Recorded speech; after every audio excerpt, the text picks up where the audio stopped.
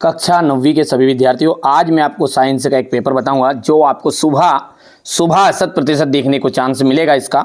चलिए तो देर किस बात की, फटाफट से अपन अच्छे से इसके सॉल्यूशन को समझते हैं और अच्छे स्कोर करिएगा आप। तो बढ़िया से मैं जितना बता रहा हूँ कंप्लीट कर लो बस, है ना। निम्नलिखित में से कौन सा उर्दू पताज पदार्थ नहीं है? नमक, बोरॉन, सिलिकॉन, जर्मेनियम इत्यादि क्या है? उपधातु है। उपधातु हम कहते हैं धातु प्लस अधातु दोनों के जिसमें गुण होते हैं उसे अपन कहते हैं उपधातु। ठीक है। एटॉम शब्द का जो प्रयोग है वो किसने किया था? तो एटॉम शब्द का प्रयोग किया था जॉन डाल्टन ने। कोशिका में रॉबर्ट ब्राउन ने, देखिए ध्यान दीजिएगा, रॉबर्ट हुक ने कोशिका की खोज की थी। बच्चे बहुत सारे ना गलत गलत चीजें दिमाग में बैठा लेते हैं ना। और कोशिका के अंदर केंद्रक की खोज रॉबर्ट ब्राउन ने बताई थी। पौधों में जल एवं खनिज का संवहन होता है। पौधों में जल और खनिज का संवहन होता है जाइलम के द्वारा। विस्थापन में परिवर्तन की दर कहलाती है आपकी वेग। ठीक है, ये कहलाती है वेग कहलाती है। चलिए यहां से हमारे इंग्लिश मीडियम वाले बच्चे बढ़िया से कंप्लीट करेंगे, है ना भाई।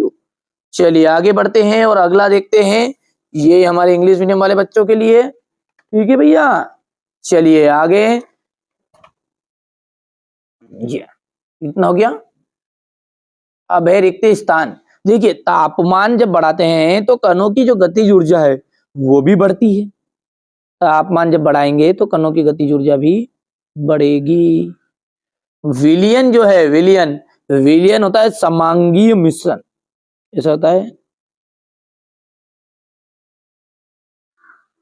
समांगीय मिश्रण। न्यूट्रॉन की जो खोज है वो किसने की थी? देखिए चेडविक ने की थी, चेडविक ने। पादप कोशिका की भित्ति किसकी बनी रहती है? पादप कोशिका की भित्ति जो होती है ना वो सेल्यूलोज की बनी होती है। यहां पर लिख देते अपन सेल्यूलोज।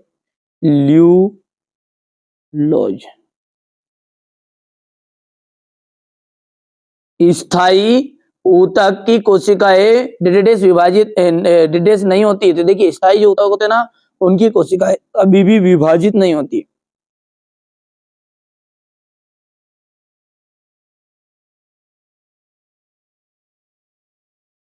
न्यूटन का डिडेस नियम जड़त्व पर आधारित है।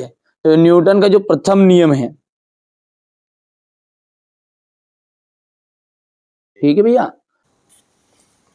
यहां पर अपन क्या है आपका तापमान का मात्रक होता है केल्विन। क्या होता है? केल्विन। जेल, जेल कहा जाएगा जेली पनीर मक्खन। कार्बन, कार्बन का जो संकेत होता है ना वो सी होता है। आंख की पलक, कोशिका नियंत्रण कक्ष। दूध में शुद्धता की जांच, दूध में शुद्धता की जांच किसके द्वारा की जाती है? तो लेक्टोमीटर की द्वारा की जाती है। ठीक है। और आंख की पलक का तो आ जाएगा ऐच्छिक पेशी और अनैच्छिक पेशी, और यहाँ से लेक्टोमीटर आ जाएगा। यह आप कंप्लीट करोगे, है ना। अब है एक वाक्य में उत्तर। हमारे आसपास द्रव्य कितनी अवस्थाओं में विद्यमान है? जो द्रव्य है वो कितनी अवस्थाओं में विद्यमान है? तो 3 अवस्थाओं में विद्यमान है। कितने? 3। एक ही प्रकार के कणों से बनने वाले पदार्थों को हम कहते हैं शुद्ध पदार्थ। आपको अच्छे स्कोर करने, अच्छे नंबर चाहिए तो मैं जो बता रहा हूं ना इनको आप एक बार अच्छे से कंप्लीट करके जाइएगा एग्जाम हॉल में जाने से पहले। कोई कैल्शियम हाइड्रोक्साइड का फॉर्मूला आपको लिखना है तो CaOH ट्वाइस। किसी इलेक्ट्रॉन पर कितना आवेश होता है? तो देखो इलेक्ट्रॉन पर होता है 1.6 × 10⁻⁻19 कूलम। वेग में प्रति सेकेंड होने वाली कमी को अपन कहते हैं तो इसको कहते हैं मंदन। ठीक है, आगे बढ़ते हैं और अगला क्या है हमारा? 2 या 2 से अधिक फसलों को निश्चित कतार पैटर्न में उगाने को हम क्या कहते हैं? तो उसे कहा जाता है अंतरा फसलीकरण।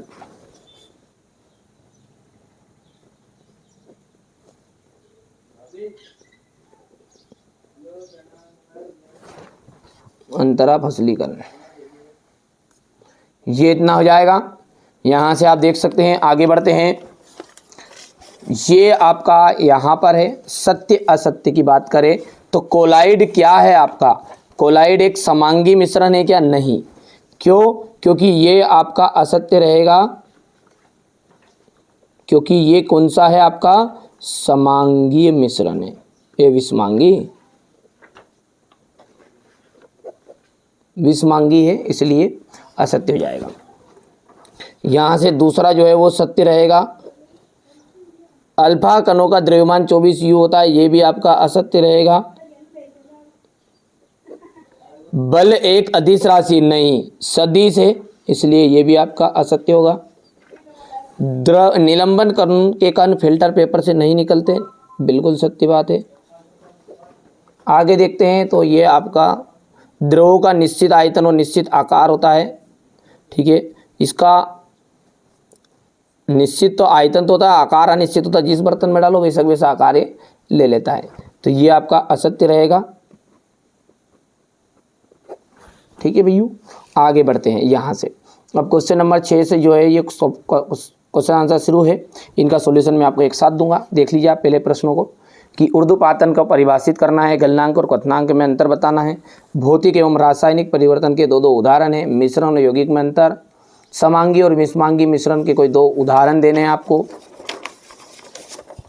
पदार्थ से आप क्या समझते हैं, रदरफोर्ड के परमाणु मॉडल की सीमाएं लिखनी है, कैथोड किरणों के 2 गुण लिखने हैं, हाइड्रोजन के 3 समस्थानिकों के नाम और संकेत, 3 कक्षाओं वाले बोर के परमाणु मॉडल का चित्र बताना है, रंध्र क्या है, इसके कार्य, किन्हीं 2 प्रकार के पेशी रेशों के नामांकित चित्र बनाना है, रेखित पेशी और अरेखित पेशी में अंतर आपको बताइए, पौधों के ऊतक मुख्यतः कितने प्रकार के होते हैं, सदिश राशियों को परिभाषित कीजिए, मंदन को परिभाषित करना है आपको, ठीक है भैया।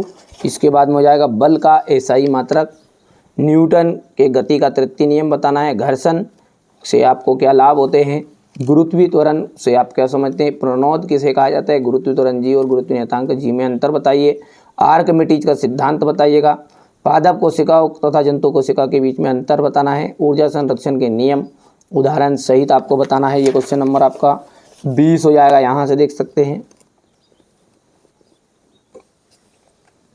21 और ये आपका 22 और अंतिम आज का है ये 23।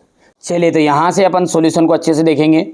देख सकते हैं ऊर्ध्वपातन को परिभाषित कीजिए, उदाहरण भी देना है, ठीक है। इसके बाद में आपका जाएगा गलनांक और क्वथनांक में अंतर आपको बताना है। ये देख सकते हैं, यहाँ से थोड़ा सा छोटा कर देता हूँ ताकि आपको सारी चीज़ समझ में आ जाएगी, ठीक है भैया। कोलाइड के 2 गुण आपको लिखने हैं, मिश्रण और यौगिक में अंतर आपको बताना है। इसके बाद में आपका जाएगा समांगी और विषमांगी मिश्रण में अंतर को उदाहरण सहित बताइए, ये हो जाएगा।